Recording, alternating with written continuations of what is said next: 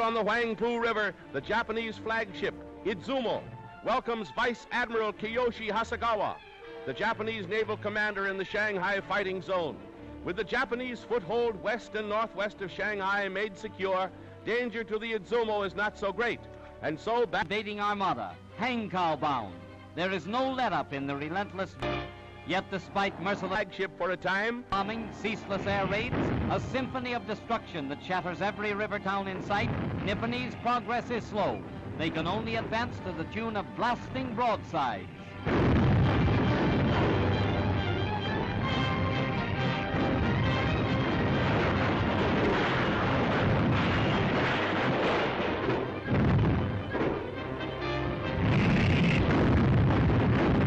Against China's temporary capital.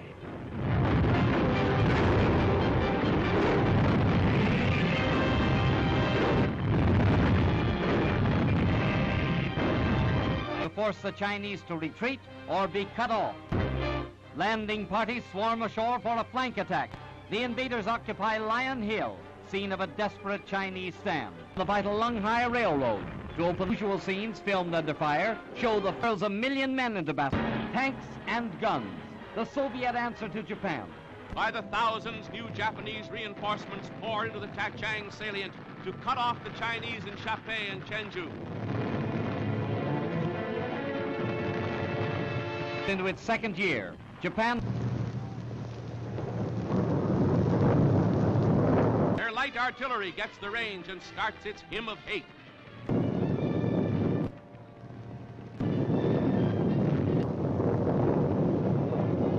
The struggle she has yet to win, from which few return. General Sun Shai-sun.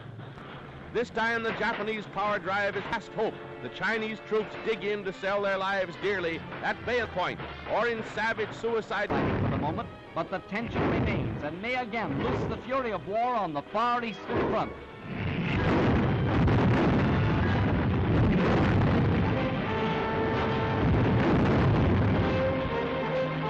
Way for advancing infantry. These unusual. Suchow is aflame, blazing target for the invaders' guns.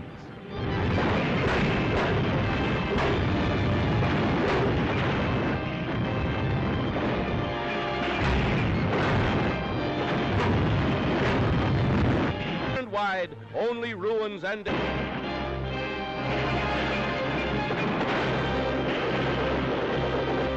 Chinese defenders. And another daring but this has stuck touched by Japanese shells, and the inner native city is put in an assault.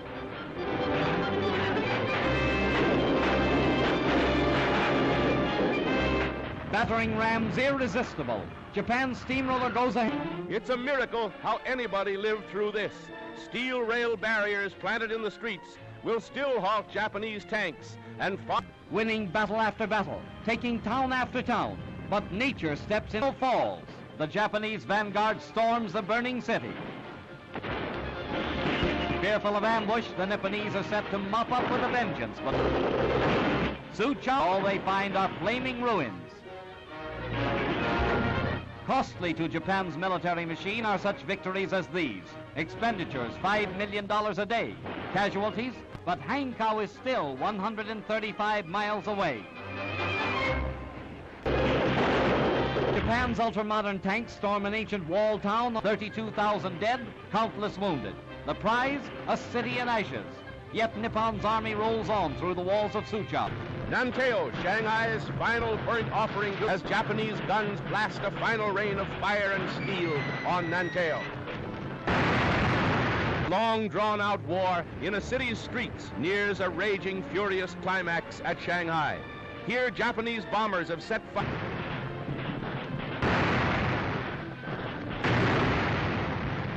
to a great Chinese flour mill, right opposite the defense lines held by the United States Marines.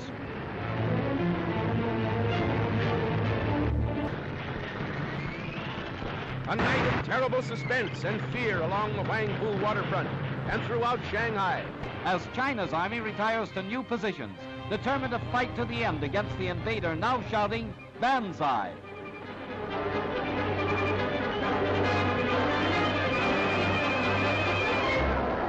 pulls westward. But it has left path of China's 3-month struggle to keep the Japanese from their once revolting picture of ruin and wreckage, or entire sections knocked flat. A waste where once was teeming life, and the Golgotha of China's new freedom. The Japanese army, despite strong protests by foreign representatives, stages a victory parade. The entire Japanese population, from Hangzhou and other sections, waves a wild welcome to the troops who drove the Chinese forces from Shanghai. But the Nipponese army isn't forgetting that bomb on Chinese along the route. Its banks engulfs 2,000 villages and halts the Nipponese by forming an impassable inland sea. China's sorrow becomes Japan's sorrow as the river pours through broken dikes, sparing neither friend nor foe. Both sides stop fighting for the moment to battle the menace of this common enemy.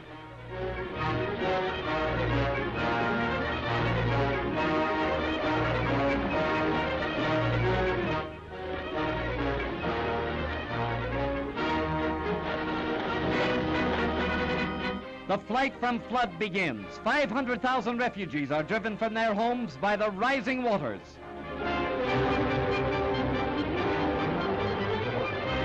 Heartrending is the rescue of a lone survivor whose family has been swept away by the swirling current.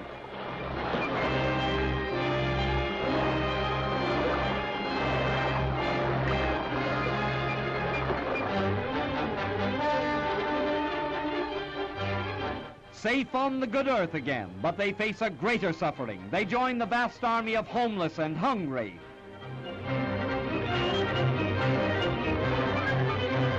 Famine stalks in the wake of flood, the age-old tragedy of ancient China.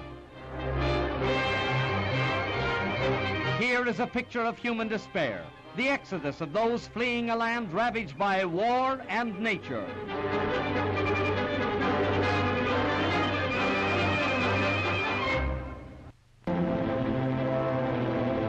Day after day, the fury of war sends new hordes from corner to corner. Laid the battle lines have swung far from beaten and broken Nantes, seeking safety. War, amid the constant rain of steel, in the momentary chance lulls in the hail of death, the war-shocked population salvages the pitiful remnants of its shattered homes. Death struck even in so-called safe grisly fires throughout the capital, where 300,000 people huddled in fear. That man carries the body even to human wrecks. As their dwellings and possessions go up in smoke behind them, an amazing scene of the misery that modern war brings to mankind. But the battle against starvation is just beginning. Several 100,000 Chinese of all ages here in Shanghai alone face a daily struggle against hunger, a battle for bread that knows no quarter and no armistice, a desperate fight for life.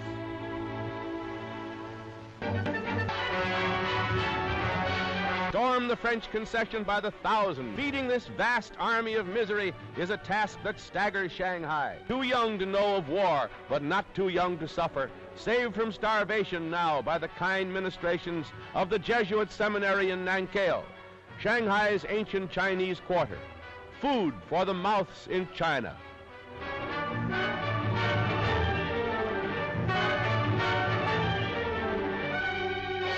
Typical scenes today in war-torn China, but in many places there are no ministering sisters.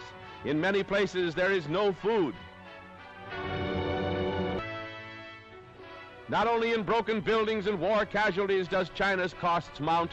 Refugees by the hundreds of thousands and war waifs crowd Shanghai. These tots, countless numbers of them, inflamed by the daily air, come trained soldiers and fight against the Japanese. Oriental Amazons, ready to die for their native land.